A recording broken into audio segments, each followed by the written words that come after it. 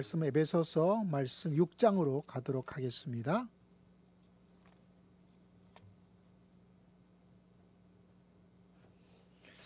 에베소서 6장 10절에서부터 20절까지 말씀을 함께 보도록 합니다. 317페이지에 있습니다. 에베소서 6장 10절에서부터 20절까지 말씀 함께 읽습니다. 시작. 끝으로 너희가 주 안에서와 그의 힘의 능력으로 강건하여지고 마귀의 관계를 능히 대적하기 위하여 하나님의 전신갑주를 입으라. 우리의 씨름은 혈과 육을 상대하는 것이 아니요 통치자들과 권세들과 이 어둠의 세상 주관자들과 하늘에 있는 악의 영들을 상대함이라. 그러므로 하나님의 전신갑주를 취하라. 이는 악한 날에 너희가 능히 대적하고 모든 일을 행한 후에 서기 위함이라. 그런즉 서서 진리로 너희 허리띠를 띠고 의의 호신경을 붙이고 평안의 복음이 준비한 것으로 신을 신고 모든 것 위에 믿음의 방패를 가지고 이로써 능히 악한 자의 모든 불화살을 소멸하고 구원의 투구와 성령의 검 곧 하나님의 말씀을 가지라. 모든 기도와 간구를 하되 항상 성령 안에서 기도하고 이를 위하여 깨어 구하기를 항상 힘쓰며 여러 성도를 위하여 구하라. 또 나를 위하여 구할 것은 내게 말씀을 주사 나로 입을 열어 복음의 비밀을 담대히 알리게 하옵소서 할 것이니 이 일을 위하여 내가 세 살의 메인 사신이 된 것은 나로 이 일에 당연히 할 말을 담대히 하게 하려 하심이라. 아멘. 오늘 핵심 구절은 13절. 그러므로 하나님의 전신갑주를 취하라. 이는 악한 날에 너희가 능히 대적하고 모든 일을 행한 후에 뭐하기 위함이다? 서기 위함이다.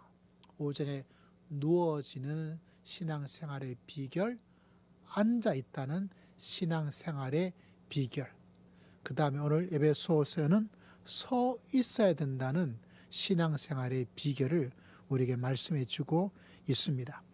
하나님의 전신갑주에 대해서 14절부터 로마 병사들의 군인의 이미지를 통해서 영적 군대, 영적 군사에 대한 이야기를 하고 있어요.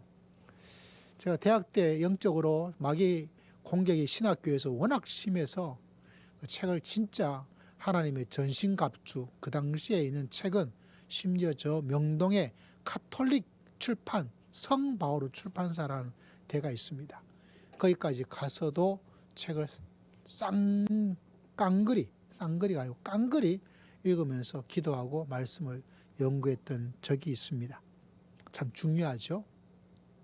오늘 여러분에게 영상 하나를 보여드릴 겁니다. 그 영상은 로마 군대에 대한 이야기입니다. 그 로마 군대, 사도 바울이 살았을 당시에 로마 군인들을 바라보고 그 군인들을 가지고 와서 이미지를 영적 군대, 영적 군사에 대한 이야기로 하고 있어요. 그래서 아마 영상은 로마 군대에 대한 이야기인데 그 속에 선다는 의미가 그냥 우리는 군대 갔다 오신 분은 알죠. 경계 근무할 때도 딱 서가지고 또 제식훈련, 차로 열중을 써고 줄 맞춰 할 때도 이게 우리 의미인데 이렇게 생각되는데 로마의 군대에서 서다는 개념은 이렇게 가만히 있는 의미가 아니에요. 그래서 저 영상을 보시면 아 저런 의미가 서다는 의미구나. 그냥 우리가 앉아서 딱 서 있는 그런 의미가 아니라 군대에서 선다는 의미는 앉아 있다가 누워 있다가 벌떡 일어나 하고는 차원이 좀 달라요. 그거를 영상을 통해서 아 저런 의미구나. 미리 해답을 드리자면 지킨다 제자리를 이런 의미로 선다는 의미가 있어요. 지킨다. 지킨다는 것이 군대에서는 어떤 의미인지를 로마 군단이 적보다 압도적으로 아주 잘 만들었어요. 한 12분 정도 되는 분량인데 저걸 보면서 선다는 의미가 어떤 의미일 거라는 그리고 우리가 읽었던 하나님의 전신갑주 로마 군대의 이미지가 영적 군대로서 이해하는데 여러 가지 저 화면에 보이시죠? 저것이 이렇게 탁탁 이렇게 기억은 다 하지 못하더라도 그것에 대한 이미지를 충분히 가져서 영적 전투력을 이렇게 만들고 영적 전투력을 업데이트 시켜 나갈 수 있는 그런 영상입니다. 그래서 비록 뭐 영적인 신앙적인 이야기는 아니지만은 로마 군대의 어떤 전략 모습을 보시면 말씀을 이해하는데 또 신앙생활하는데 훨씬 더 강력한 큰 도움이 될 겁니다. 좀 틀어주세요. 흔히 영화를 보면 늘 이런 장면이 나오죠. 수만 명이 함성을 지르며 한꺼번에 왁 하고 달려들고 방패와 방패가 쿵 부딪히고 그 상태로 몇 시간이고 서로를 밀어붙입니다. 참 웅장하죠? 가슴이 막 뜨거워지잖아요. 근데 이거 잘 생각해보면 뭔가 좀 이상하지 않나요? 사람 몸이라는 게 무거운 방패 들고 갑옷 입고 칼까지 휘두르면서 몇 시간을 버틸 수 있는 게 아니거든요. 아주 쉽게 생각해서 완전군장하고 달리기 하면 단 1, 2분 만에 숨이 턱까지 차오르고 사지가 떨리기 마련이죠. 더군다나 목숨이 왔다 갔다 하는 전장에서 나 지금 너무 힘들다, 좀 쉬었다 싸워야지 하면서 땡땡이를 칠 수도 없는 노릇. 그런데 실제 역사 기록을 보면 로마군의 전투는 아침부터 늦은 오후까지 이어진 경우가 태반이었어요. 뿌연 먼지와 피비린내, 푹푹 빠지는 여름철의 살인적인 열기 속에서 수천 수만 명이 뒤엉켜 몇 시간씩 싸웠다는 뜻이죠. 그럼 대체 어떻게 싸운 걸까요? 로마 병사들에게는 무슨 슈퍼파워라도 있었던 건지, 아니면 영화에서처럼 악으로 깡으로 죽을 때까지 이악 물고 버티면 어찌저찌 버텨졌던 걸까요? 답은 정반대. 로마군이 전 지중해를 씹어먹을 정도로 강했던 진짜 이유는 병사 한 명이 오래 싸워서가 아니라 한 명에게 절대 오래 싸우게 하지 않았기 때문이었죠. 지금 누구를 투입하고 언제 물러나게 하며 또 언제 숨을 돌린 뒤 다시 집어넣을 것인가? 이걸 전장 한가운데서 끊임없이 계산하고 실행했던 미친 교대 시스템의 군대였죠. 오늘은 영화 속 화려한 돌격 뒤에 가려져 있던 로마군의 진짜 모습, 지중해를 제패한 병력 교대와 체력 운용의 비밀을 한번 파헤쳐보죠. 기원전 2세기, 로마가 지중해를 막 제패하기 시작하던 공화정 시절로 가보죠. 이 당시 병사들은 쇠사슬을 일일이 엮어 만든 무거운 사슬갑옷, 로리카 하마타를 입었습니다. 여기에 몸 전체를 가리는 대형 목재 방패 스쿠툼, 머리를 보호하는 청동투구, 짧은 검 글라디우스와 필름, 전부 합치면 기본 20kg이 훌쩍 넘었죠. 생각해보세요. 이 무게를 온몸에 짊어지고 전력으로 칼을 휘두르고 막아낸다? 근데 그렇게 몇 시간을 이어간다? 이건 설명도 필요 없죠. 많이 잡아도 수십 분이 아마도 한계일 겁니다.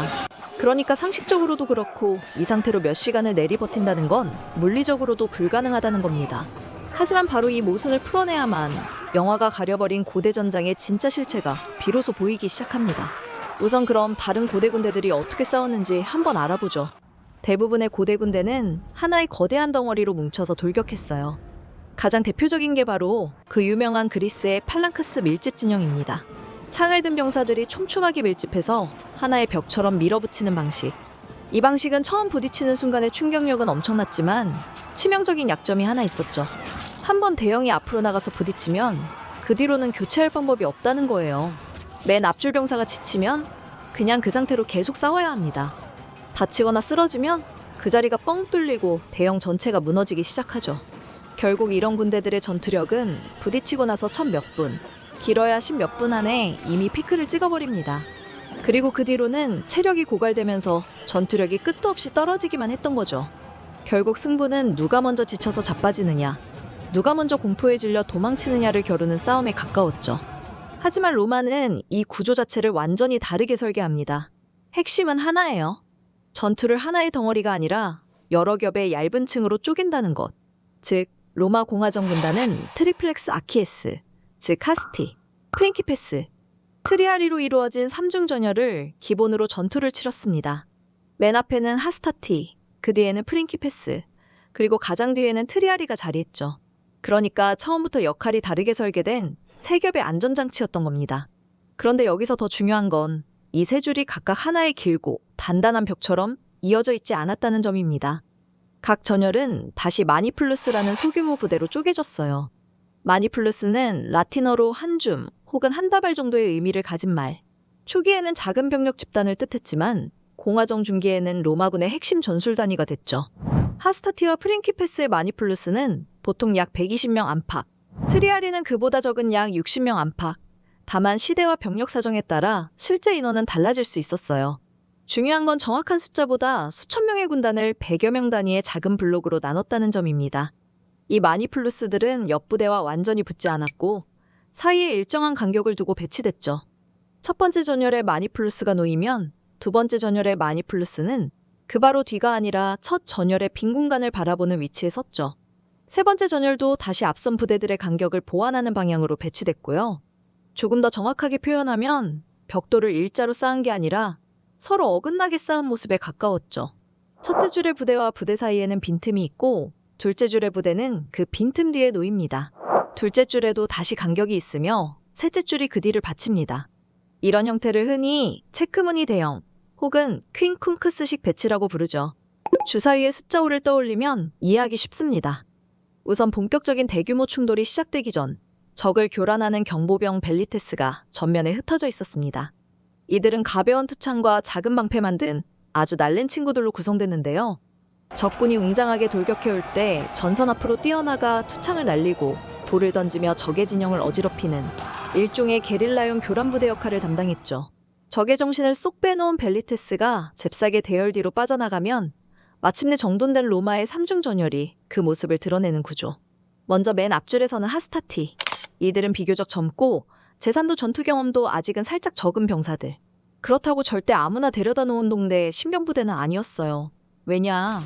군단의 첫 번째 멸망전 충돌을 온몸으로 받아내는 자리가 바로 여기거든요. 날아오는 적의 투창과 짐승처럼 밀려드는 돌격을 맨몸으로 받아내고 전투 극초반에 미친 듯한 혼란을 악으로 깡으로 견뎌내야 하는 가장 피 터지는 자리. 이 하스타티 부대가 최초로 적과 충돌합니다. 그렇다고 본인들이 무너질 때까지 버티는 게 아니에요. 몇 분간 격렬하게 싸운 뒤 지치기 시작하는 시점에 신호가 떨어지면 앞줄 병사들이 그 간격 사이로 빠져나갔죠. 그리고 바로 뒤에 있던 프린키페스가 그 빈틈을 메우며 앞으로 나서죠. 이들은 나이로 보나 체력으로 보나 전투 경험으로 보나 가장 피크에 오른 그야말로 로마 군단의 진짜 실세이자 주력. 하스타티가 적의 첫 폭풍 같은 충격을 막아내고 투창을 빼앗고 적의 대형을 어느 정도 누더기로 만들어 놓으면 바로 이 프린키페스가 묵직하게 걸어나가 다음 단계의 진짜 도살전을 이어받는 구조였던 거죠. 뒤로 빠진 병사들은 물러나 숨을 고르고 물을 마시고 대열을 정비할 시간을 벌고요. 그렇게 교대한 팔팔한 새벽녘이 적과 맞붙는 거죠. 상대 입장에서는 정말 당황스러운 상황. 첫 번째 전열을 밀어냈다고 생각했는데 그 뒤에서 더 경험 많고 아직 체력이 남아있는 병사들이 나타나는 셈이죠. 자기들은 이미 지쳐가는데 로마 쪽에서는 계속 새로운, 지치지 않은 병사들이 밀려나오거든요. 마치 파도가 계속 밀려오는 걸 막아내는 느낌이었을 겁니다. 근데 이게 말이 쉽지? 도대체 어떻게 이 미친 듯이 복잡한 전장 한복판에서 그 수많은 병력의 교대를 통제했을까요? 한번 상상해보세요. 전투가 딱 터지면 전선은 흙먼지로 피어올라 앞도 잘 안 보이고 사방에서는 쾅! 쾅! 방패와 검이 부딪히는 굉음과 비명소리가 울려 퍼집니다. 병사들은 적과 불과 몇십 센티미터 거리에서 목숨을 걸고 칼질을 하고 있죠. 만약 이런 지옥 같은 상황에서 병사 개개인이 나 이제 좀 힘들고 지쳤는데? 슬슬 뒤로 빠져야겠다 하면서 제멋대로 움직였다? 그 순간 전열은 쩍 벌어지고 로마군은 그 자리에서 전멸했을 겁니다. 그래서 로마군에는 무쌍 찍는 병사보다 훨씬 더 중요한 사람이 존재했어요. 바로 전선의 지휘자, 백부장 센투리온이었죠. 백부장은 단순히 병사 100명을 이끄는 계급 높은 장교가 아니었습니다. 전열이 와르르 무너지지 않도록 현장에서 병사들의 숨소리 하나, 어깨에 떨림 하나까지 관리하며 밀 때 밀고 빠질 때 빠지게 만드는 인간 컨트롤러였죠. 그는 현장에서 가장 먼저 병사들의 신체 변화를 감지했어요. 아, 저 녀석 숨소리가 너무 거칠어졌다. 저쪽 부대가 흥분해서 지나치게 앞으로 튀어나갔는데 저 구역 방패벽 틈새가 조금씩 벌어지고 있네. 심지어 적군이 어느 지점을 이 악물고 집중 타격하는지까지 매서운 눈초리로 끊임없이 살폈죠. 상황이 위험해지면 군기와 나팔 신호를 바탕으로 자신의 부대를 움직였고 짧은 명령과 직접적인 통제로 전열을 다시 맞춰 나갔습니다. 지친 병사들을 무질서하게 흩어지게 하는 것이 아니라 질서를 유지한 채 뒤로 재정비시키고 뒤에서 대기하던 병력은 빈 공간을 메우도록 지휘했던 것이죠. 그 기계를 움직이는 톱니바퀴가 바로 백부장이었던 거죠. 병사들이 싸우는 동안에도 백부장은 계속 전열을 잃고 병력을 조정하고 무너지려는 대형을 붙잡았습니다. 그래서 로마군은 병사 한 명의 유난스러운 영웅적 용맹보다 백부장 한 명의 냉철하고 침착한 판단을 훨씬 더 높게 평가했어요. 그 모든 결정이 전장의 승패를 좌우했으니까요. 그리고 맨 뒤에 있던 최고참 트리아리. 사실 인양반들은 진짜 베테랑들이라 평소엔 거의 싸우지도 않아요. 심지어 전투 중에 뒤에서 무릎을 꿇고 편하게 앉아서 대기 모드로 체력을 온전히 보존하는 거죠. 만약 앞에 두 줄 하스타티와 프린키페스가 밀려서 이 트리아린 양반들이 자리에서 일어난다? 그건 정말 부대가 전멸 직전이라는 뜻. 그래서 로마에는 일이 트리아리까지 갔다라는 속담까지 있어요.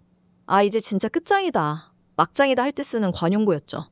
근데 또 역설적으로 대부분의 전투는 이 아저씨들이 일어서기도 전에 앞에 두 줄이 번갈아 싸우는 것만으로 끝나버렸다는 거죠. 그래서 로마군은 한 번의 거대한 충돌에 모든 전투력을 쏟지 않았습니다.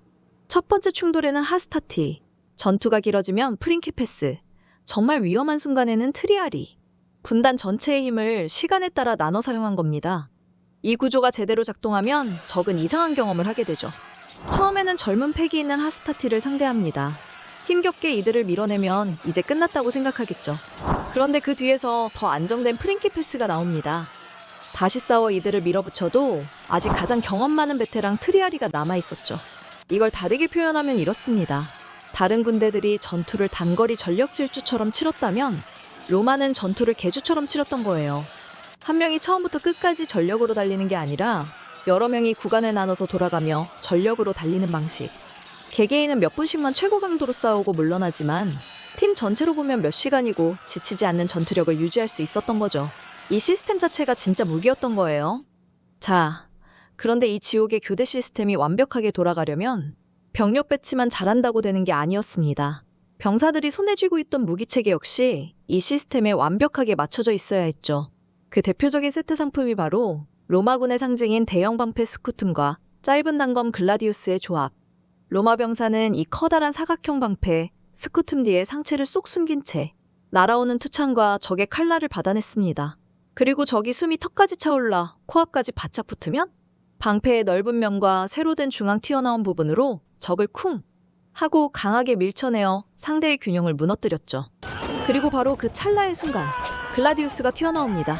이 칼은 밀집해 있는 병사들 사이에서도 아주 자유롭게 쓸 수 있도록 비교적 짧고 날카롭게 만들어졌는데요. 방패 옆이나 아래쪽에 아주 좁은 틈새로 뱀처럼 빠르고 정교하게 찔러넣기에 최적화되어 있었죠. 그러니까 로마 병사는 영화처럼 화려하게 적의 칼을 챙챙 튕겨내고 돌려차기를 날리는 일 따위는 현실에 전혀 없었다는 거죠. 칼을 크게 휘두르거나 동작이 커지면 금방 지칠 뿐만 아니라 자칫하면 옆에 있는 동료까지 베게 되니까요. 그저 방패 뒤에 단단히 몸을 숨긴 채 적의 복부, 옆구리, 허벅지처럼 갑옷이나 방패로 가려지지 않은 틈새를 향해 짧고 굵게 팍 찌르고 곧바로 검을 쏙 회수하며 끝. 그저 찌르고 맞고 빠지고 또 찌르고 맞고 빠지고 최소한의 에너지로 최대의 효율을 내는 규격화된 살인 동작만을 반복했던 거죠. 결국 전쟁에서 가장 위험한 군대는 한순간 가장 강한 군대가 아닙니다. 마지막 순간에도 아직 싸울 힘을 남겨둔 군대죠. 우리가 로마군을 떠올리면 붉은 망토와 독수리 군기, 거대한 방패벽과 일제 돌격부터 생각합니다. 하지만 로마군을 실제로 제국의 군대로 만든 건 웅장한 돌격이 아니었습니다. 지친 병력이 뒤로 물러나고 아직 힘이 남은 병력이 앞으로 이동하는 순간 흐트러진 전열이 군기 아래 다시 모이고 마지막 예비대가 결정적인 순간까지 기다리는 과정. 그 단순하고 반복적인 체력 관리가 전투를 몇 시간 동안 이어가게 했고 군단을 쉽게 무너지지 않는 조직으로 만들었던 거죠. 개인의 용맹을 믿은 게 아니라 용맹한 개인조차 언젠가는 지친다는 사실을 인정한 군대였죠. 그리고 바로 그 냉정한 현실인식 위에 교대와 예비대, 재정렬과 지휘체계를 세웠습니다. 그것이 로마군이 전쟁터에서 보여준 진짜 실용주의였고 수많은 적들에게 끝없이 새로운 병사가 나타나는 것처럼 보이게 만든 비밀이었습니다.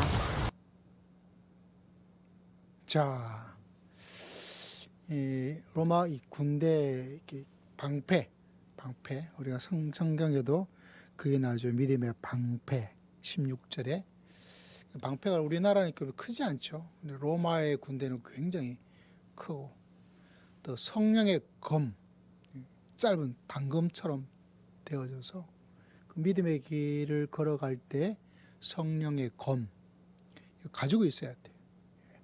그냥 나가는 게 아니죠. 다윗에게는 돌팔매질이라는 돌이 있었고 바울 시대는 검이 있었고 그걸 가지고 있어야 헤쳐나가고 어려움을 적을 특히 마귀의 전쟁의 모습을 우리에게 말씀해 주고 있지 않습니까? 사탄아 물러갈지어다. 시작. 사탄아 물러갈지어다. 사탄이 가장 잘하는 것 가운데 하나가 지난번 틈 말하면서 감정의 틈을 막 비집고 들어와요. 감정, 그다음에 생각. 그때 우리가 칼 가지고 있다가 딱딱 찌르고 베어내고. 그래서 여러분 성경 구절을 다 암송하든지 단어 하나만 하든지 어떻게 하든지 간에 뭐라도 그걸 가지고 있고 또 새벽 예배를 통해서 성경 통독을 통해서 어쨌거나 이 성령의 검된 이거를 이제 계속해서 가까이 내가 가지고 있어야 되죠. 할렐루야. 그렇지 않으면 이 영적 전투에서 얻어 터져요. 그리고 내가 그 마귀의 전쟁 속에 있다는 자체가 아예 없어요. 그냥 사람만 보이죠. 여러분 누가 여러분을 기분 나쁘게 하는 건 사람이 기분 나쁘게 하는 것도 있지만 또 기억해야 될 것이 영적인 원수 마귀의 세계가 여러분의 감정을 막 들쑤시기 위해서 사람을 사용하죠. 가룟 유다를 마귀가 사용하고 베드로를 마귀가 사용해서 예수님을 십자가를 신앙을 가로막아 버리는 겁니다. 근데 이걸 알고 있으면 저 사람이 뭐라 그러더라도 우리는 여러분은 사람을 바라보지 말고 저 뒤에 누가 있다? 마귀가 저 사람을 도구로 삼아서 나한테 뭐라고 하고 있구나. 그걸 깨닫고 낌새를 차려야 되죠. 그걸 모르고 있으면 사람하고 싸웁니다. 그럼 저 뒤에 마귀가 이겨라. 본인은 몰라요. 이기기 위해서 여러분 구원의 투구 화면에도 보이죠. 또 백부장 이야기도 나오죠. 백부장. 한국군은 소대장, 중대장을 누가 선발하느냐? 위에서 다 골라가지고 찍어. 너 소대장 해라. 너 어느 부대 가라. 너 중대장 해라. 너 대대장 해라. 너 육사 나왔냐? 삼사 나오냐? 학군단 나오냐? 그 인맥에 따라서 막 움직이는데 백부장은요. 그 100명의 군인들 오늘 최소 단위죠. 조절하잖아요. 그 100명의 군대의 생사가 달렸기 때문에 백부장이 누구냐에 따라서 저 엄청난 전쟁에서 여러분 지고 이기고 백부장이 엄청 중요해요. 어떤 조직보다. 왜?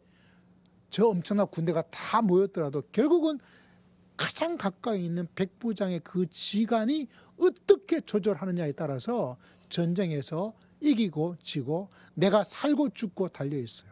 그래서 그 100명에 뭐 60명도 있고 120명도 있다 그러잖아요. 100명의 군인들이 모여서 야 우리 죽고 사는 것 누가 우리를 지휘할래? 라고 투표를 해요. 위에서 임명하는 게 아니라 그 100명의 병사들이 모여서 우리의 생사가 어디에 달려있다? 백부장에 달려있는 걸 너무나 잘 알기 때문에 누가 우리 군대를 지휘할지 백부장을 선발합니다. 그러니까 굉장히 신망과 리더십을 또 탁월한 능력을 가지고 있지 않으면 거기에 선발되기 어려워요. 근데 우리 그런 사람들이 성경에 나타나잖아요. 그래서 여러분 백부장 할 때 100명의 군사 그 정도의 더 엄청난 의미가 백부장에 달려있죠. 그 백부장이 그런 탁월한 리더십을 가지고 있고 사람들에게 최강의 인정을 받고 있는 사람들이 예수님에게 다가와서서 뭐 이런 이야기가 있습니다. 특히 오늘 말씀을 바라보면 여러분 서서라고 돼 있죠. 그 대열에 나 힘들어 나 지쳐 라고 물러나 버리면 안 돼요. 딱 서가지고 어떻게 해요? 전진할 때는 전진하고 교대할 때는 교대해주고. 그래서 여러분 오늘 우리가 믿음의 길을 걸어갈 때 내가 지켜야 된다. 그 자리를 지켜야 돼. 사탄 원수 마귀를 생각하고 내가 대적해야 돼. 이겨야 돼. 나 반드시 이길 거야. 할렐루야. 그런 마음에 믿음 생활의 비결로 내 마음에 진짜 다짐하고 여러분 영적으로 무장하시기를 주의 이름으로 축복합니다. 그러지 않으면 우리가 계속 믿음의 생활을 열심히 하고 있는데 여러분 마치 휴전하고 있는 것처럼 지금 그렇게 하면 안 돼요. 남북이 지금 휴전돼 있죠. 무기도 많이 하고 있지만 그래도 휴전이에요. 언젠가 한번 택시를 타고 갔더니 막 정부를 향해서 뭐 어쩌고 막 이렇게 하면 안 된다고 서울 시민들 정신 차려야 된다고 이야기하더라고. 알고 보니까 이 북한이 말이죠. 뭐 어떻게 하고 있는데 우리는 언제 전쟁이 일어날지 모르는데 지금 태평하게 지내고 있다고. 이러면 절대 안 된다고 막 이야기하더라고요. 우리가 휴전이 이러는 줄 알고 있으면 여러분 이 영적 전투에서 안 돼요. 그리고 여러분 겁도 먹어서 안 돼요. 하나님께서 여러분이 승리한 안식에 모든 걸 다 이루신 주님의 그 자리에 여러분이 가 있다는, 거기서 힘을 얻고 거기서 능력을 받고 거기서 에너지를 받고 거기서 충전을 하면서 이 영적 전투에 막 이건 우리 삶의 어떤 연약함을 가지고 마귀가 공격하고 있고 감정을 막 생각을 막 하고 있더라도 대적하라 그러잖아요. 칼을 가지고 있어. 방패를 가지고 있어서 내가 이 전투에서 내가 지켜나갈 것이다 라는 마음에 믿음을 가지고 나갈 때 원수 마귀를 물리치고 인생의 위기와 어려움도 물리치고 그 모든 것이 변화되어서 기적이 되고 승리가 되고 추억이 되고 간증이 되어서 믿음의 길을 걸어갈 수 있는 놀라운 역사가 일어날 줄을 믿습니다. 근데 그 가운데 이 문제 너무 힘들어. 저 사람 너무 힘들어. 그냥 피하고 싶어. 도망가고 싶어. 그냥 가만히 있을래. 라고 하면 안 돼요. 그래서 사도 바울은 너희가 앉아있다. 그리고 너희가 뭐해라? 서라. 지켜라. 원수 마귀를 대적해라. 그리고 너희가 승리의 깃발을 올려라. 너희는 그런 사람으로 부름받은 하나님의 사람이다. 그걸 위해서 우리를 하나님의 그 보좌 우편에 예수님처럼 같이 앉을 수 있도록 이미 여러분 앉아있는 사람이에요. 여기 앉아있는 것이 아니라 이미 여러분 저기에 앉아있고 그런 자격을 갖추고 있고 주님께서 주시는 승리와 안식과 평안과 지혜와 능력을 이미 여러분이 다 가질 수 있는 그런 위치에 있어요. 그 능력과 은혜를 가지고 우리가 세상에서 마귀와 싸워 이기고 인생의 어려움과 싸워 이기고 불의와도 싸워 이기고 내 자신의 잘못된 악한 심령, 악한 생각도 싸워서 이기고 나는 승리하리라. 시작. 나는 승리하리라. 시작. 나는 승리하리라. 한 번 더 시작. 나는 승리하리라. 여러분이 승리할 수 있는 모든 것들이 다 완비가 되어 있다는 거예요. 근데 내가 싸울 생각이 없어. 싸우려고 하지도 않아. 이길 수 있어. 내가 한번 안 됐는데. 내가 실패했는데. 여러분 거기에 마음과 생각을 탁 묶여져 버리면 그게 사탄의 전략입니다. 너 그때 이렇게 했잖아. 너 그때 실패했잖아. 너 지금도 못했잖아. 자꾸 여러분이 자격 없고 실력 없고 무능력한 사람으로 자꾸 마음속에 나는 지금 하나님과 함께 하늘에 앉아 있는데도 불구하고 그걸 못 보도록 만들어 버립니다. 패배하는 것만 생각하고 어려운 것만 생각하고 잘 안 될 거야 라고 생각하고 잘 될 리가 없어라고 생각하니까 어떻게 이길 수가 있겠어요. 그래서 이 에베소서는 전반부에 너희가 앉아 있다. 너희는 하나님의 그 보좌에 앉아있는 하나님의 안식, 하나님의 능력, 하나님의 권능 가운데 있는 사람이다. 그래서 거기서 능력을 받아서 거기서 지혜를 받아서 거기서 영적인 에너지를 충전을 받아서 이 험한 세상에서 믿음의 사람으로 너는 충분히 살아갈 수 있다. 한 번 실패할 수도 있죠. 두 번 실패할 수도 있어요. 그러나 결국 누가 이기냐? 내가 이기는 거예요. 여러분이 이기게 돼 있습니다. 믿으시기를 주의 이름으로 축복합니다. 믿으시기를 주의 이름으로 축복합니다. 믿으시기를 주의 이름으로 명령합니다. 내 마음속에 나는 이기고 주님이 이겼기 때문에 나도 이기고 주님이 사탄을 물리쳤기 때문에 나도 사탄을 물리칠 수 있다. 그 승리를 우리가 이곳에서 만들어. 사탄이 있다 하더라도 짠당밖에 안 돼요. 예수님께서 이미 다 해결했다잖아요. 저기 그냥 구석군데 저기 구석진데 우리들에게 하나님께서 이런 놀라운 승리와 평안과 안식과 능력과 권세를 이미 주신 줄을 믿습니다. 그래서 이게 신앙생활의 비결입니다. 그래서 여러분 기억하기 좋게 누워있다. 와, 좌 앉아있다. 서는 신앙, 지키는 신앙, 승리하는 신앙. 그 모든 것을 할 수 있도록 이미 하나님께서 여러분이 하늘에서 앉아있는 하나님의 사람들입니다. 그 사실을 기억하고 이제까지 잘못된 또 부족했던 그런 신앙을 다시 한번 교정해서 이제 선선한 이 가을에 여러분 모두가 믿음의 승리의, 믿음의 은혜, 믿음의 축복에, 믿음의 권세, 믿음의 사명에 하나님께 주시는 풍성한 은혜 가운데 거할 수 있는 또 풍성한 열매를 맺고 나갈 수 있는 가을 다 되시기를 주의 이름을 축복합니다. 우리 주의 말씀 기억하고 주의 한번 크게 외치고 다 함께 통성으로 기도하고 돌아가겠습니다. 주여. 아버지께서 기억하시고 이런 말로 다 성령에게 하는 정 가운데 그에게 부족한 것들을 주님 붙잡아 주시고 역사해 주기를 간절히 바라고 합니다. 주여 주여 주여 기억하여 주시옵소서. 주여